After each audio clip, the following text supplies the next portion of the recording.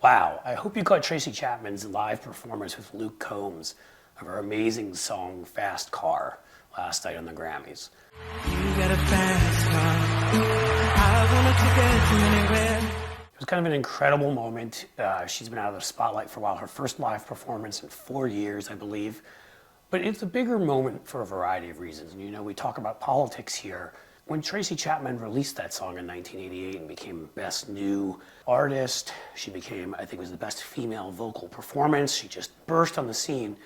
It was the sort of power of the blues and the soul in that song and the longing for a better life, the kind of thing you get from Bruce Springsteen coming from the poorer parts of New Jersey or working class parts in Badlands and that kind of music. It's the kind of thing you get from Billy Joel and Allentown.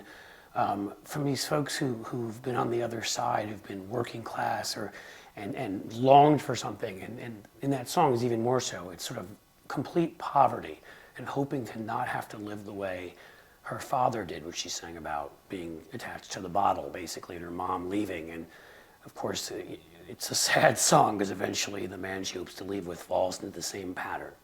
But what was so powerful about it with the political times, it was the 1980s. We were in supply side economics hell. The rich got richer, the poor got poorer, and people like Tracy Chapman had something to say about it. The richest 1% of this country owns half our country's wealth, $5 trillion. 1/3 of that comes from hard work. 2/3 comes from an inheritance, interest on interest accumulating to widows' and idiot sons. And what I do, stock and real estate speculation. It's bullshit.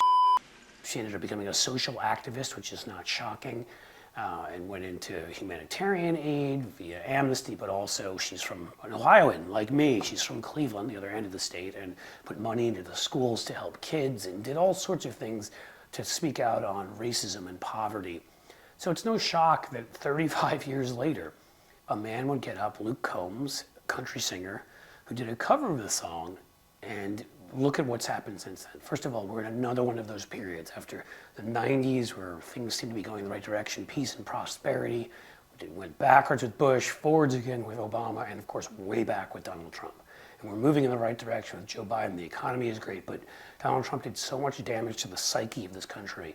All the things that she spoke out about, he brought back. He made racism an open secret, something that you just say. You just express your racism, your anti-immigrant feelings, your anti-Arab feelings, your anti-Jewish feelings. You just say them because Donald Trump made it so that it's okay. He gathered the worst people among us and told it was okay to be their terrible selves. On the other side of that equation, you get someone like Luke Combs, who grew up in the South. He grew up in North Carolina, and an old image surfaced him with a Confederate flag for which he apologized and spoke out really eloquently about how he was not racist and that this was just something he grew up with. It reminds me of Tom Petty, who once had a car, I believe, with the Confederate flag and displayed it and apologized. People that are liberal-minded, or at least open-minded, not racist, but this was the imagery and they wanted to apologize. And so these two coming together last night on the show, it's actually a pretty big deal. The performance was amazing, and as a Gen Xer, it sort of touches me inside because it was so powerful in the late 80s. But you add in that Luke Combs took this song to #1 in the country music charts.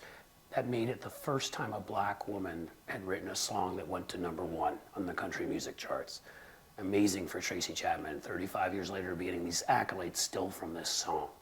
In addition to that, it was, I think, went to #1 on the country music charts. And now it just went overnight to #1 on iTunes in terms of downloads.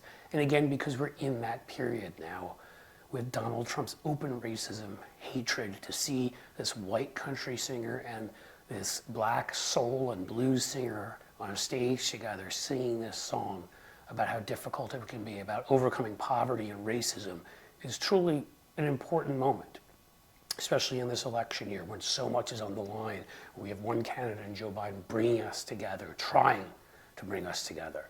And we have one candidate in Donald Trump who just wants to divide everyone, insult everyone, make everyone hate each other, and is planning on running on the border so he can attack people and refer to them as poison.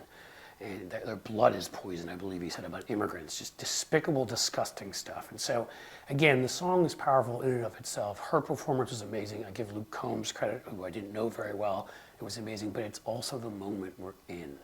This is that moment again, like 1988. It's so important that people understand that there's a different way forward, a better way forward. And Tracy Chapman brought that out last night, and she deserves a lot of credit for that.